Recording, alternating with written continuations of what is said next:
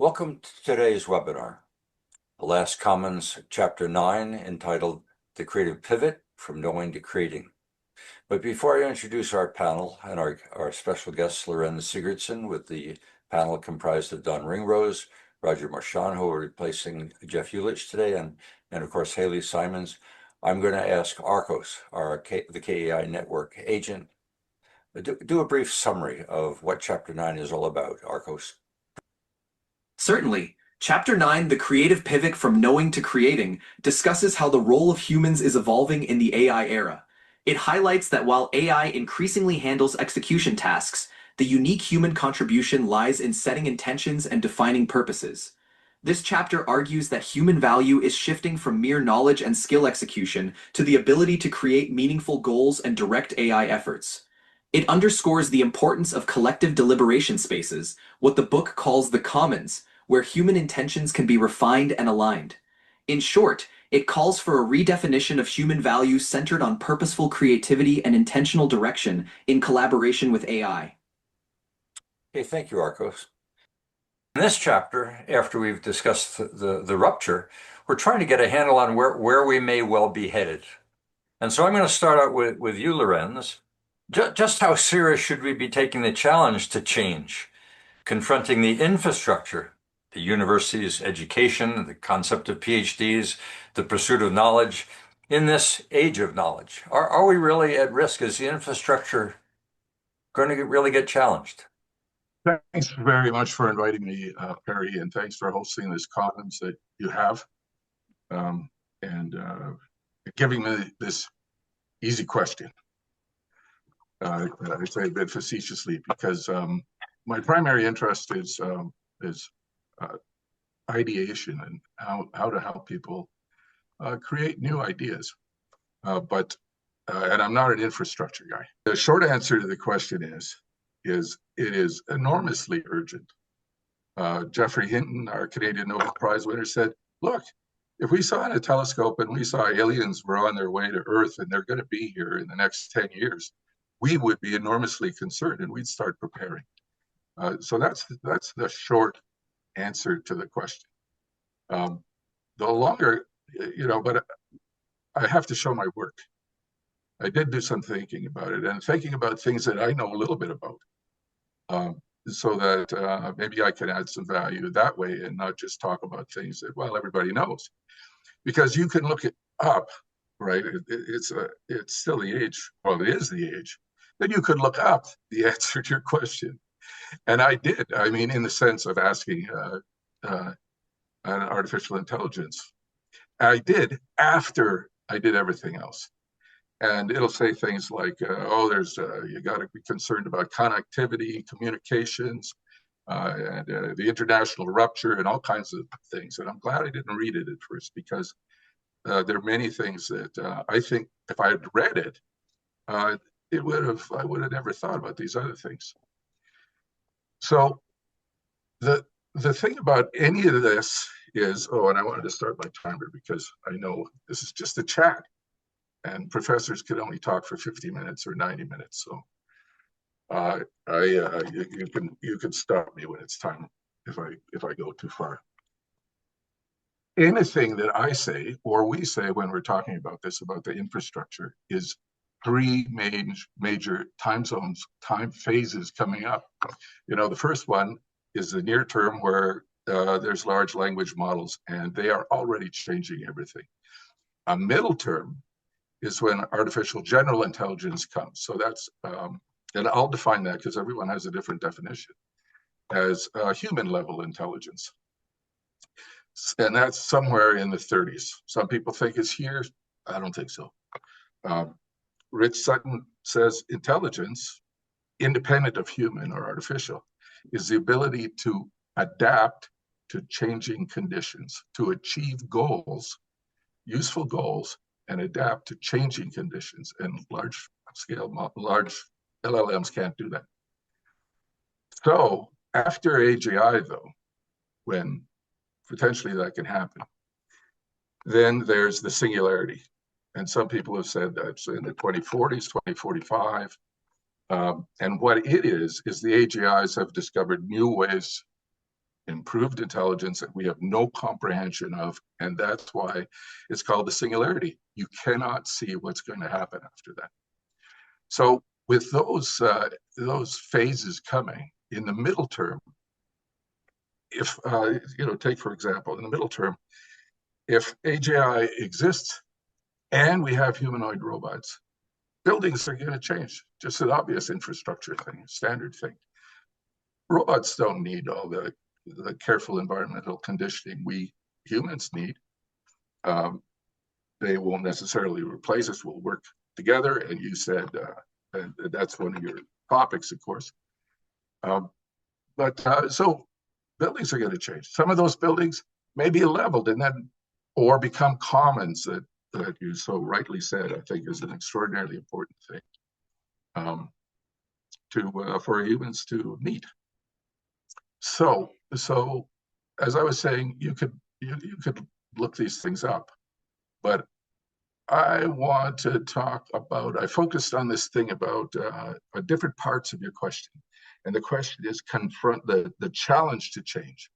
And so to bring us into the moment, I thought, if everyone would do this with me, you don't have to, but I think you get something out of it if you do.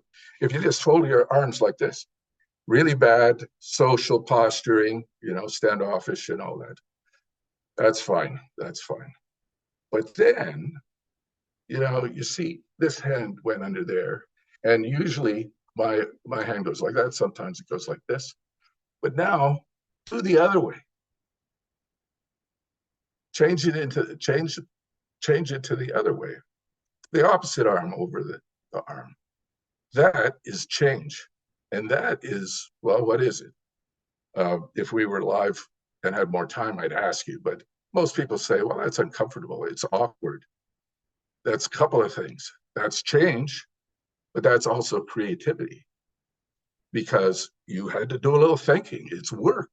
And in fact, we rearranged some of the internal mental infrastructure, like some nerves.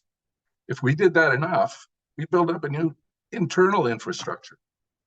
So change is going to be difficult because of that. And then that's just on an individual level, on an institutional level, on an organizational level. It's even, of course, much, much harder. I've got about 1 minute for 5 minutes of talking. So I'll say this. I was talking to the lead engineer for sustainable development for a global commercial aircraft company.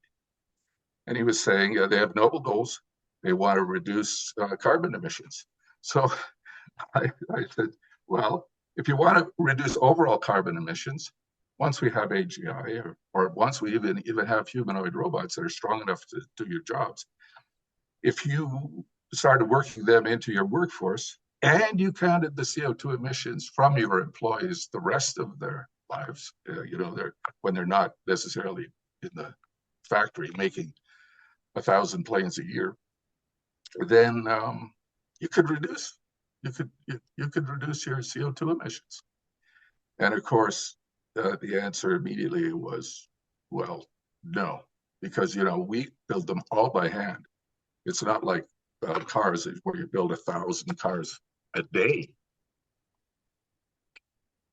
It's 1,000 planes a year. We built them all by hand. But the thing is, you got to skate where the puck is going. And humanoid robots are already here, and they're strong enough. They just don't have the best manipulation yet, and they don't have AGI. So that's an example of their, it's not going to change. I talked to an engineer who does maintenance for aircraft, and she said, "Are you kidding? People would never allow a robot to repair a plane. Nobody flying them." And I said, "Well, look, nobody wants to drive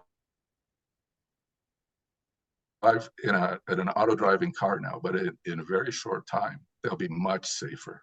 And instead of, there are thousands of people, 40,000 people a year in the US die in car accidents. 200 people go down in a plane. That's why it's so safe. It's because every engineer feels that. And that comes down to the intent and the humanness and what you have to have that AI may not be able to. Everyone feels that, and that's why planes are so safe. But that's why the infrastructure changes so slowly. You change the software, and a 737 Max goes down. You know, so that's the, the answer. The short answer is enormously seriously. Okay, well, I mean, you've reinforced the resistance to change as one of the impediments to the opportunities that may lie ahead. I think we read daily about automated transportation of trucking, given the significant shortage of drivers and the opportunities that may emerge in order to save costs on gas-fired vehicles. So, but by the way, before I move on to the next question, and I'm going to pose the next question to Dawn before I do, and then I'll come back to you, Lorenz. Let me make note of the fact that crossing of the arms, you may not be aware of this. Women cross the arms the opposite the way men do. I don't know whether you're aware of that. Now, watch out for that. When I do that every creativity workshop. Yeah. Oh, okay. Well, what the relevance of that is to creativity, I'm not quite so sure. But Dawn, as AI increasingly takes over the execution of tasks, which we clearly are seeing, the balance between how work is done and why it is done appears to be shifting. So my question to you is, where have you seen human judgment become more valuable in this transition? Can you share any specific examples? Yes, if I might draw on what we do in management consulting or what we do in organizations, I see that AI helps us with tasks that are repetitive and high volume, fair bit of data and information. But at the end of the day, we still have to make judgments. And so if you think about things like strategic planning as an example, we're going through our SWOT analysis and there's quite a bit of information, but we have to ultimately make a decision on things like, well, what markets do we pursue? What risks do we find acceptable and so forth? Also, when we're framing a problem, we have to decide in interpreting data and information what it really means. And I think about some of the work I do with a research study that collects a lot of data and information, and you can summarize it generally, but you've got to dive down a little deeper and take a look at the nuances in the information, particularly when you're dealing with open-ended comments, to really get at what is going on by, let's say, organization size or industry sector or region, and have cultural differences in mind and that sort of thing, and interpreting the data and information properly. And then if we think about work that we do with clients, AI can help us, crank out, reports quickly, and do work that we might be doing on spreadsheets and so forth. But we have to sit back and think about the issues that are confronting the client and what's going to be done about those issues, and sequence the work according to priorities and so forth. And I know in what we do, we're taking a look at practices that are common to high performing organizations and making sure that they're in place. But we have to sit back and think about the culture in the organization and the things that describe that culture and how those practices can influence the principles in one way or another. And so it's this extra level of processing that we do in our own brains that is, relies on all of that background that we have and experience and expertise in order to make good decisions and focus in on priorities that will really make a difference for that client organization. And I just don't see where AI is able to help us with that sort of thing right now. Those judgments that we make, recommendations, the priorities that we're setting, and that extra level of analysis that we're doing before making decisions. I'm glad you applied it to the realm of management consulting, because as you and I are both aware, one of the principles in managing change that I was certainly aware of in my years with KPMG was stretch them, but don't rip them. The capability to make change was one thing, but the capacity to actually bring about change was another matter.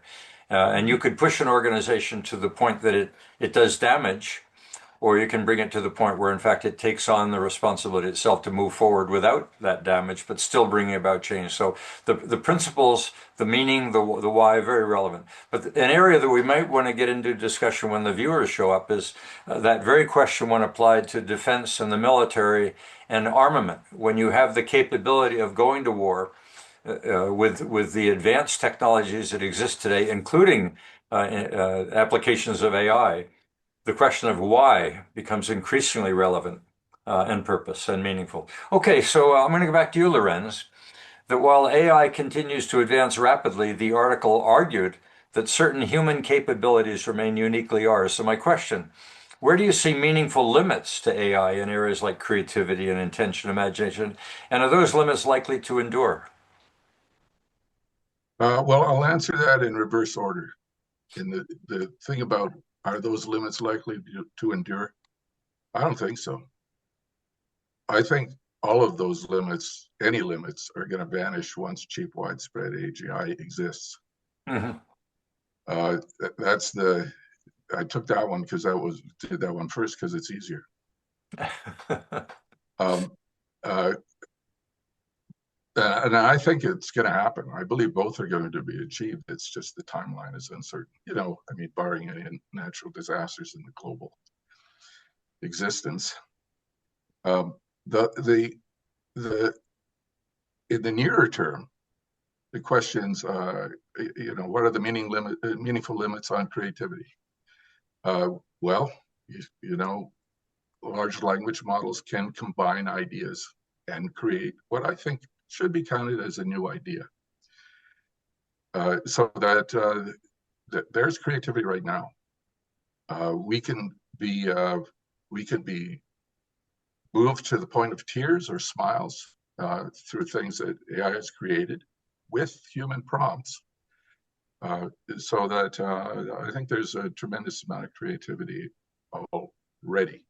There's extraordinary creativity in the scientific community, where programs like AlphaFold have predicted all the possible combinations or folding of proteins. And this is controversial though, there's what's called Move 37. I just learned about this the other day, but everybody in computer science knows about it. Move 37 was in the game Go, when the AI pulled this one right out of nowhere. No one would have ever forecast that move. And so it might have been it might have been brilliance in a sense, or creative, or it might have been, if you have enough monkeys and you give them enough time, they're going to type Shakespeare. So there's controversy over that one. So, and by the way, when AGI happens, it's not just going to solve scientific problems that we have now.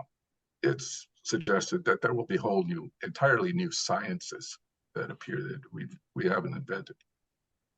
And at what cost, though? And I mean economic cost. In the short term, the true costs of all the creativity that we're getting for free is not represented. So that might change in the next couple of years, in the next year. You raise a very interesting point. I'm going to interrupt you for a second here. Please. Is with AI having the capability quickly to bring about these changes. Often when change occurs, infrastructure needs to follow. It's one of the issues of innovation is it's all well and good to imagine a building of a certain type, or a car of a certain type, or a form of electricity of a certain nature, but the infrastructure associated with delivering it and bringing it and maintaining it is usually not present, and things need to back off until that infrastructure gets built. AI may be moving well beyond the infrastructure that we have known into a whole different realm of infrastructure. That infrastructure may be based on a whole set of different circumstances than what human beings are used to. And you alluded to that in your introduction. Is the infrastructure that we're familiar with may not be the infrastructure of the future. I entirely agree. Yeah. And quite frankly, I think you're the expert there. Okay, well, okay. I'm going to bring another expert in. I'm going to bring Roger in, and then we'll open up discussion again. And we can get further into that topic. Roger, You might, I'm going to give you the license to do a little bit of an introduction of yourself because you are new to the panel and new to the audience. But my question to you will be about the article raising concern about a growing credentialism trap, where formal qualifications in the knowledge economy may no longer reflect real capabilities. So my question, are educational institutions adapting to this shift, or are they stuck reinforcing outdated models of learning and validation? And that is, reinforcing the status quo. What's your perspective? Well, first off, just so I can, a little background germane to this discussion is I did work for 21 years at NATE in the trades training, automotive and heavy duty. And so most of my perspective and experience will come from that time frame. And in that, one of the things we were trying to do back then, particularly myself and another colleague, was introduce new ways of delivering the trades training and cooperating with an outside corporation as well in a kind of a hybrid institute corporate program.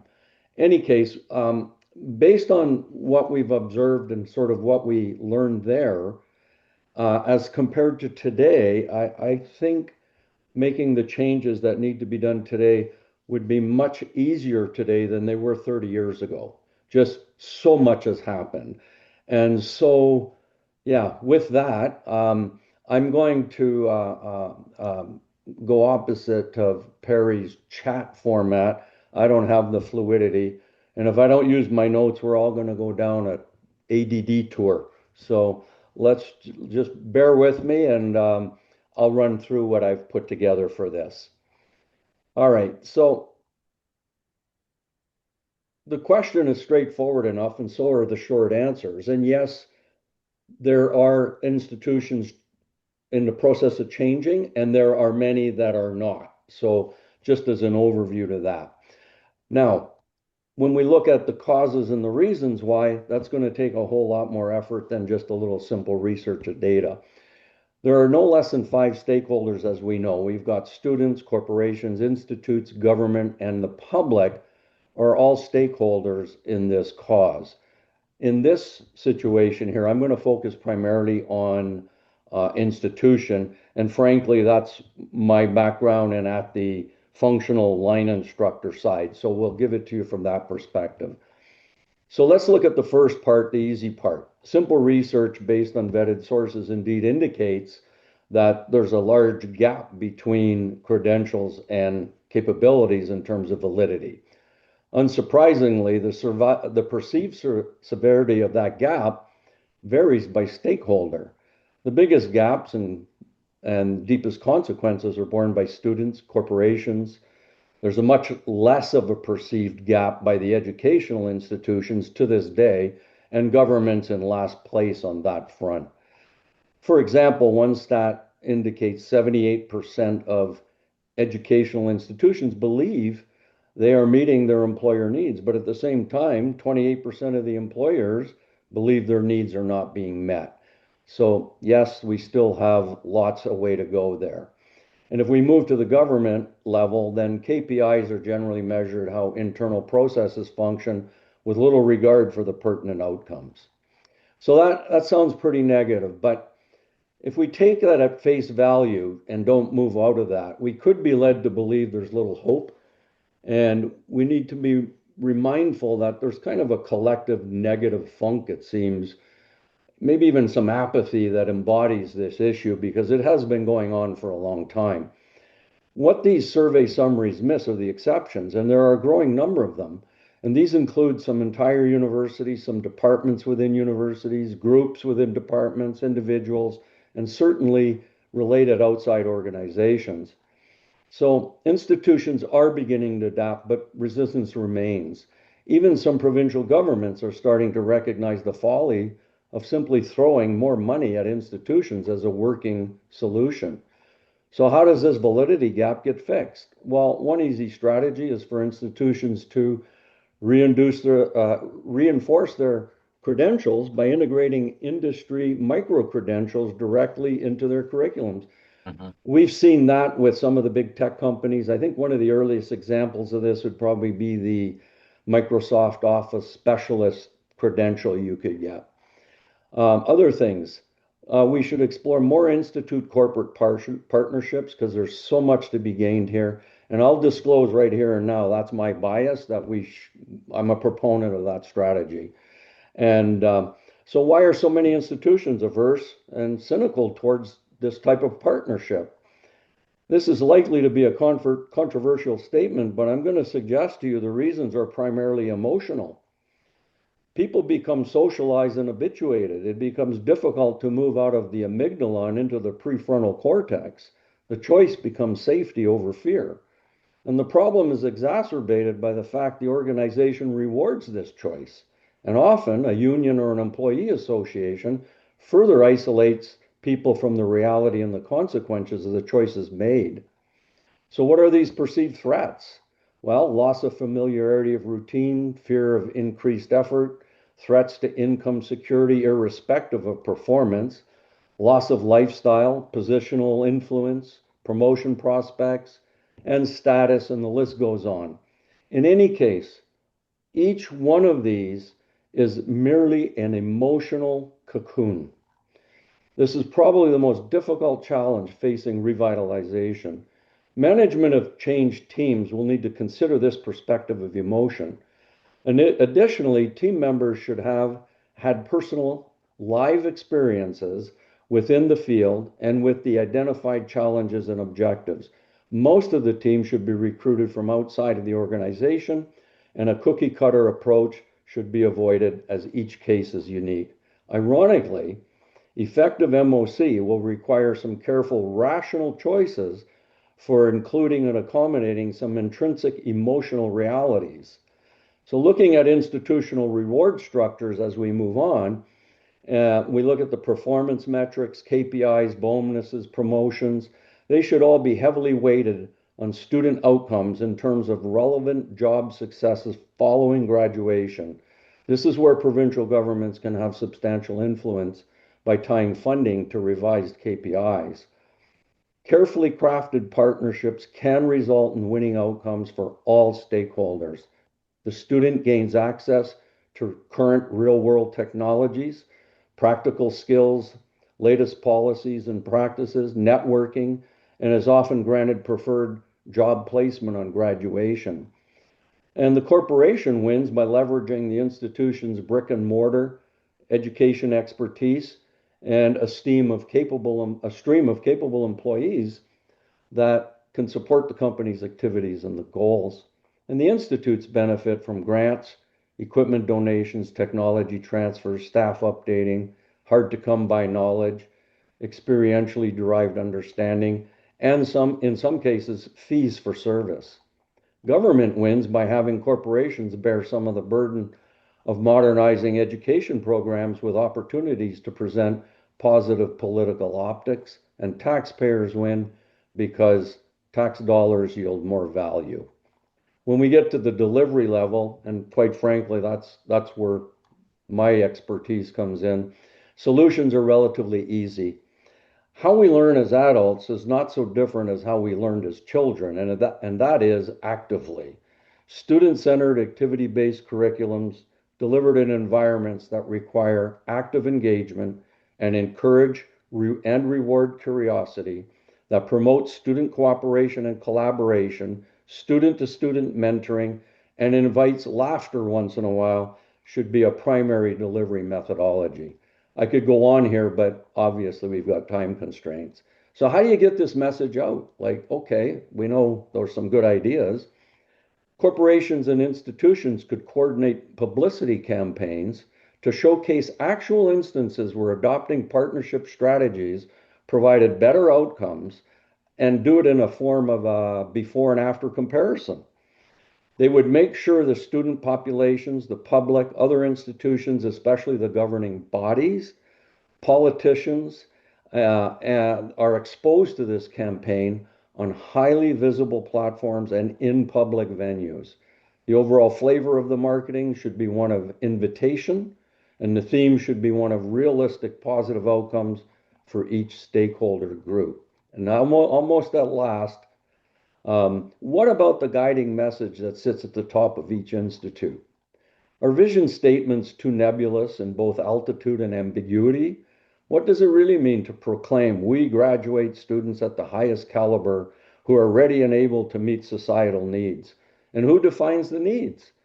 Do frontline staff and, more importantly, do students measure their days by this standard? Might it be more useful to have more operationally and experientially focused vision statements? So that's some food for thought, but I will leave you with this image. It's one that is sort of motivating to some. Imagine a group of diverse individuals with good working relationships. They're competent and confident, engaged with effective interpersonal exchanges. They are energized by curiosity and exercise active imaginations. They are gobsmacked with awe with each new discovery. Critical thinking flourishes here. The natural disposition for each person to grow their hood is the rule, not the exception. Individual sovereignty, group sovereignty, and integrity thrive and morph in this environment. This group is very capable of forming their own values, weighing their purposes and directions. They will human-proof AI instead of AI proofing humans. And that's kind of what I had to say. Thanks for bearing with it. Okay, well, you've obviously given this much thought, well organized. Thank you. My only comment is, and I won't ask you to defend it, is regardless of how wise and how much wisdom you shared with us, for some reason, institutions of learning seem to be reluctant to take on the challenges to relearn what it is they formerly had done, which has always confused me, is people getting a PhD, which is a demonstration of their capacity to learn, to create, to discover, to find, and yet they get in charge or they get responsible for a particular department, and the last thing they want to do is use that degree to bring about change. You would think they would be the change agents of society, although they become the defenders of what it is they once knew in a world where, well, I think you get the point. I'm going to move on. They're a creature of their environment, right? It's like Yeah. they Yeah. didn't have enough external Well, exposure. and that's the very point that the book gets at, is we need to restore personal sovereignty. Instead of being compliant with the institutional structure that you belong to or have belonged to, we seem to be in an environment where personal sovereignty we are desperate to see more of it in order to bring about the changes necessary to adapt to the future. Okay, Haley. You and I have spent time with young people. You and I have spent time over a glass of wine. You were the one, I think, that woke me up to the future where creativity may be the force of the future. So young people today face significant uncertainty about the return on their educational investments. We've seen that when we surveyed several times young people in Alberta. But in this environment, should they recognize what they need to navigate the future, that is technical skills, creative thinking, judgment, or is there something else? What are your thoughts and why? Thanks, Perry. Hi, everyone. Lorenz, Roger. Pleasure to hear what you have to say. Welcome to the panel. And Roger, I can relate to the ADD traps. So let's see how we can avoid those two.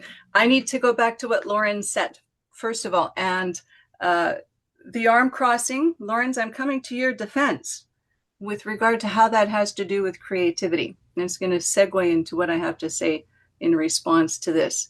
We cross our arms because it is a habit and it is an assumption. We do not routinely challenge those habits or assumptions. What Lorenz was trying to do is give us a new perspective, a new paradigm, something we haven't tried before. It's a very simple step. That's where creativity starts. You have to be willing to take that step outside of the regular habit. Here's another assumption, that there's an ROI on education. That's not a neutral observation. That's an assumption. That's the human capital theory. That's a really dangerous assumption, because then all education is geared for human optimization. Have we not challenged that? I think we're at a perfect point to challenge that ideological position. It just became so common. It's like common sense now. So it's the question that contains the problem. And I know you thought I was going to go right into the creativity.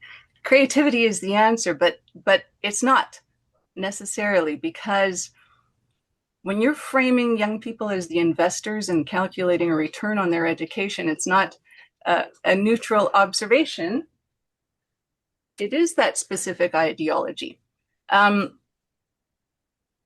then all of a sudden we have optimized individuals instead of flourishing individuals. So if I can connect back to chapter 7 and chapter 8, and we're talking about attention harvested and the sovereignty that Roger was talking about. In chapter 8, sovereignty without ethics isn't freedom. This is the new chapter with a young person choosing a safe ROI career. That is not exercising intention. They're responding to our engineered environment. It's the same argument. It's a different face. It's compliance dressed as prudence. It is not challenging the assumption. They're choosing a life. They're choosing a career before they've found out what life is for. And if we're talking about optimized individuals and optimized students and the highest test scores and geared to the workforce and competition, yay, we must compete with it, which is it's such a false narrative. I won't even go down that rabbit hole right now. All you have to do is look at South Korea. You look at Japan.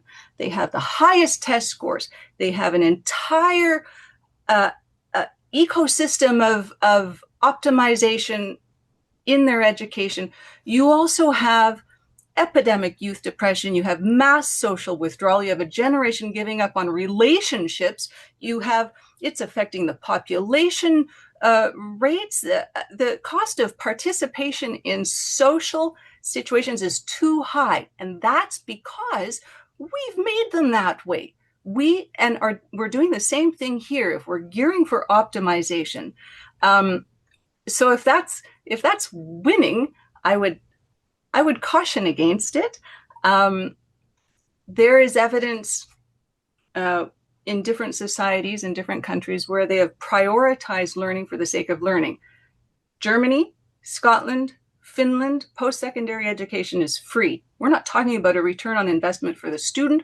We're talking about a return on investment for society, for the community. And the priority is for that capacity to live deliberately and choose consciously and act from values and figure out what their life is for. And that's what education, correct me if I'm wrong. I think I'm going to maybe get some consensus here, but what is the point of education? I don't know if we actually have answered that. It's the priority flows naturally from meaning. So a young person who's found their purpose doesn't need to be told what to prioritize. They know. And I would give that question back to the young people. And Perry, you and I have talked to these young people. We've done 3 white papers, which we've presented to government, which was very interesting initiative. And in all 3 of them, it was geared to what jobs can I get? And that to me is odious. It's an odious prospect when we are raising an entire generation and generations to be optimized individuals for what? A company? A corporation? Well, we know now how that looks because we see South Korea and we see Japan. And then conversely, we see the extreme rates of satisfaction and happiness and optimized humanity in these other countries. And it's an example of what education has always been for. When you talk about creativity, that's not a blanket. We must gear for creativity. Creativity is the byproduct. If we turn around and do the same thing with creativity and optimize for it, that's the same thing, just in a prettier costume. That's it. That was brilliant. That last sentence, I've got to put that to memory because we are not proposing that creativity becomes what education is optimized for, but as you put it, is a byproduct of people who are brave enough to think differently, brave enough to discover, brave enough to go into the areas that others dare not go into, to use their brains, their gifts in order to explore instead of just to comply. So thank you. That was a perfect moment to wrap up. So for the viewers, if future value is increasingly tied to intention, purpose, shared understanding, and as Haley and others have talked about, the empowering and the relevance of the individual sovereignty for our future, the spaces where these are developed become critical, where people feel confident of being themselves. So my question for the viewers, what role do forums like this, like the Last Commons, play in shaping that future? Where do youth find the places that they can go to where they are listened to express their ideas, to express themselves in something other than for getting eyeballs? And in your view, are we strengthening or weakening these spaces today? Do we expect students to become more compliant with the civic cause, to abide by what's politically correct? Are youth learning that they can be brave enough to express themselves, or are they afraid to be brave enough to express themselves? What do you think is the future for youth in a world that is so dominated by corporate interests, by government interests, and so limited with to advance personal sovereignty? Anybody want to jump in on that one? Oh, go ahead, Peter. You're muted. Yeah, I'm muted. Thanks. Sorry I'm joining late. I was out doing yard. You're muted again. Muted itself, I guess. Just out doing yard work. Sorry I was late. I was just suggesting that youth, in fact, are isolating themselves because those who are confused by what the world is giving them, and they're thinking for themselves, and they don't like what they see, so they've retreated, but they don't know where they're going to go yet. So to answer your question about, what are youth still looking for, I would suggest that the youth are still looking for a new way, but they haven't found it yet. But, you know, And your recent series on, the youth, and your interviews over this series of seminars, I think demonstrates that. We had Hold some on. young people who had some very strong opinions, and they weren't isolating themselves. They were looking for that new way, though. Hold on, Tom. I know you want to respond. I want to comment to Peter. Peter, you are so right on. 20 years ago, when I retired from KPMG and I saw e-commerce and I saw what happened with Y2K, and I realized socio-demographics were not the force of change for the future. It was the rapid emergence of technology. But what I didn't know and what I was searching for is, what is the institutional structure? What is the infrastructure for the future that will allow us to accommodate change? Youth are seeing that because they're looking at the future. Those of us that look at the past, maybe simply looking at, well, did we do it right or did we wrong? Some of us, I think, like Peter, like you and I, we look for everlasting life, so we continue to be curious about the future. But you're absolutely right. Youth do not know what they can trust and where they are likely to find stability into the future, if at all. In which case, they look back to themselves and they should be asking, do they have the wherewithal to weather the torment and the turmoil in the future, or do they need to rely on and invest in some party or some institution or some structure? And if so, what is that structure to be? And I don't think we found it. The Last Commons is what I look for. That's what I recommend to them. One good example, narrow but important, and narrow in the sense of the big problem, is the youth movement to deal with climate change. I mean, it was led by a young Swedish woman. Yeah, sure. Good point. Okay, Tom, I know you're itching to comment. Go ahead. Yeah, as I mentioned to the microphone that was turned off, I've been involved with the creative business since I was a kid, and I just see a lot of negativity out there amongst the youth, and I keep thinking, there's just so much that is unknown still, and that can be approached using different approaches. And I think of what George Orwell did in 1984. Now they're looking at a new production of Animal Farm and Lord of the Flies, and these types of creative works have had more impact than any computer system on our societies across the world. So there are these outlets that are available there, and it just really requires a positive and a creative approach to these problems, and you'll be surprised what can happen. Good point. And I noted in the chat on the side. I'll come back to you, Jeff, in a second. That we need to be careful not to cast all youth into this realm of depression and withdrawal. There are some youth, and we saw this in the series that we did back in June last year. There are youth that are standing up today that are challenging the future, that are paving a way that individuals are finding themselves. They haven't built an infrastructure. They haven't made a decision whether to buy into the one that exists today. But I'll tell you, there are a lot of youth out there that are embracing change, that are in the sailboats, handling the wind, and thrilled with the challenge to demonstrate what they're capable of doing. They need to be found and recognized. We can't approach the future assuming that the future of youth is hopeless and that there's no leadership among them. They are there. We just need to give them some recognition.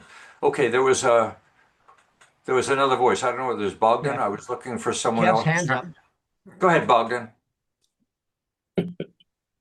Jeff. Yeah, thank you, Bogdan. So I'll just- I was thinking Oh, sorry, about, it was Jeff. Go ahead, Jeff. I was thinking about Haley's comments. So where do youth find the places that they can go to express themselves? And I was thinking about my experience when I was studying engineering. I did that essentially to get into a profession that I could have a good standard of living and provide for a family in the future and those sorts of things. And we used to joke about the liberal arts students because, what was their degree getting them prepared for? And, would you like a burger with that was one of the punchlines. But in the future, when AI has replaced most of the white collar jobs and AI-driven robots have replaced tradespeople and laborers, we will be free to study whatever we want. And I think those liberal arts degrees are going to start looking more attractive. Among, we could study, of course, anything we want. So that's just what I was thinking about. Tom, did you want to comment? It's really hard to judge what lies ahead for us. It's such a confusion out there, and there's a whole generation of Americans who have no idea about their governments and how to structure their futures. Yeah, well, it's disturbing. That is not unique to America, Tom. I mean, let's be careful here. The change that we are talking about is universal. Whether you're in Russia, whether you're in Hong Kong, or whether you're in Madagascar, the people that I've talked to are all confronted by the rate of change and the ramifications and the implications, not just for jobs, but for the future, for future generations. We are in a transition. AI is one of the drivers. And I say one of them because our governments are being confronted with a better educated population, higher expectations, and more debt. That puts government in a dilemma. They have for years simply invented new programs to meet the demands of a socio-demographic that is now dying off, and their debt is unsustainable. We are seeing economies where supply chains have broken, and where new players like China are emerging. So that's not Europe and the United States. We are seeing on the socio-demographic front the decline of birth rates, and yet the migration on a rate we haven't seen since the Middle Ages. So government, economics, social and technology, all of these are confronted at once, and the stress is being felt at the individual level as well as at the corporate and institutional level. No one is safe. No one is vulnerable. No institution can simply rest on the laurels of what they have done in the past and say they're ready for the future. They all need to be adaptive. We've focused on the individual because in reality, the foundation of all of these depends on the consumer, depends on the learner, depends on the client. Go ahead, Aslam, and then you're up. Yeah, no, thank you very much. A couple of points. First, I was kind of surprised last week to see that Alberta spends provincially the lowest amount per capita on education. Okay? So I didn't know that if people knew that or not. We spend somewhere around 10,700. Quebec spends 17,400. And this is just in response to Haley's comment in terms of, how much are we putting into education, so to speak.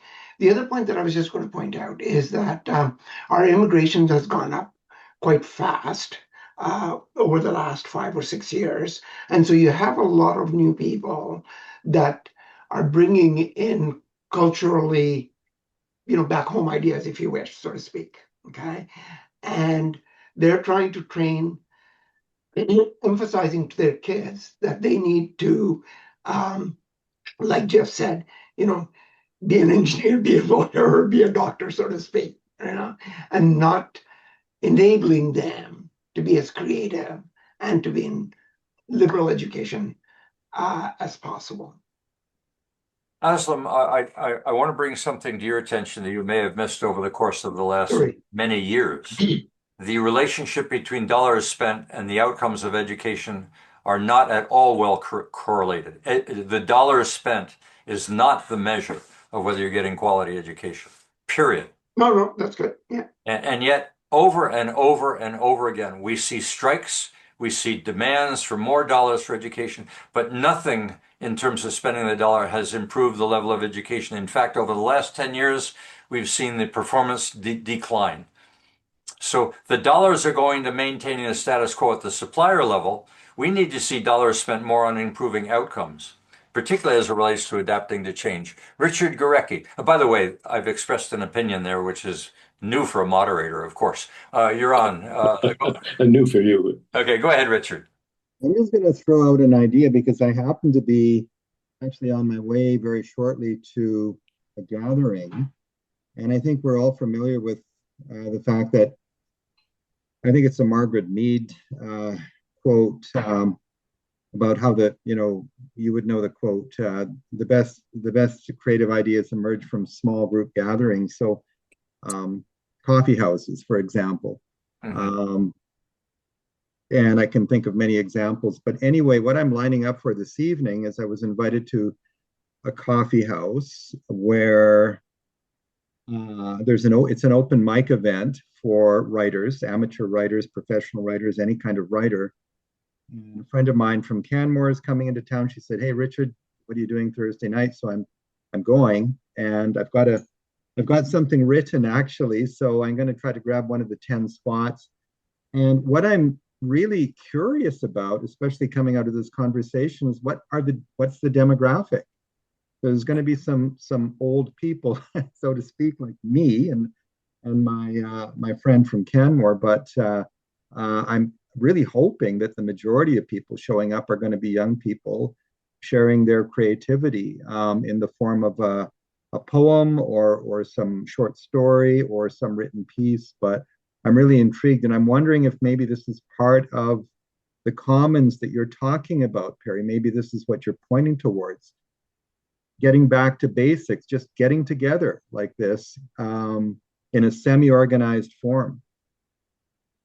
Yeah, I mean, that is exactly what I'm talking about, Richard. I can't reinforce that more. It doesn't have to be with seniors. It doesn't have to be with youth. It doesn't have to have structure.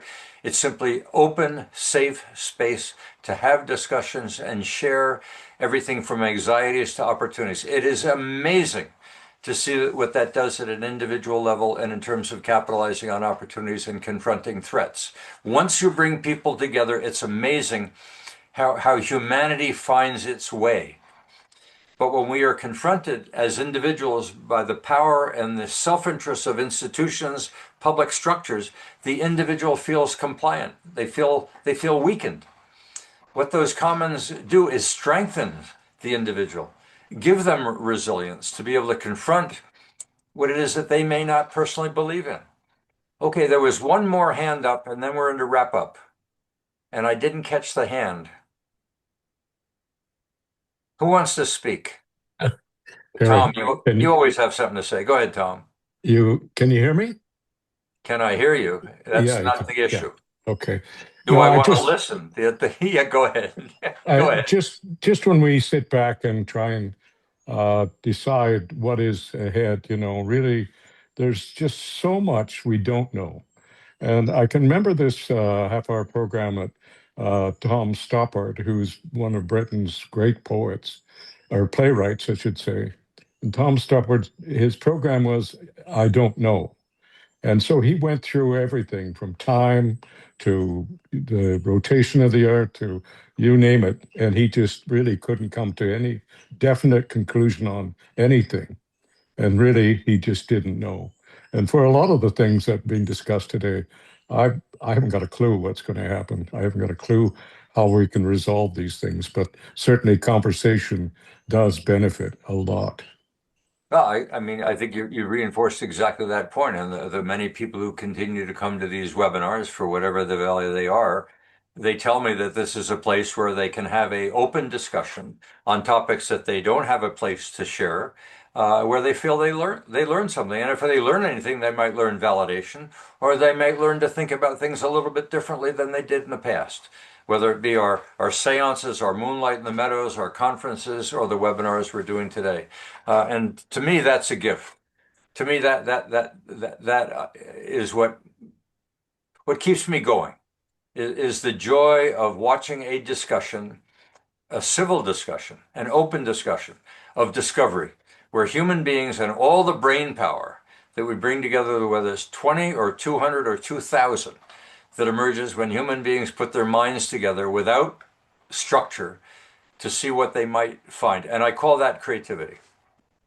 So I thank you, Lorenz, for the time spent in getting ready, and I know your head's in the clouds, but your opening was Very funny. very much appreciated. Roger, for the preparation that you've given us, Dawn, the insights always, and Haley for introducing me to the merit and the value of creativity and what we have shared and what we've seen together as we look into the future. So, Randall, I think we're in the wrap up.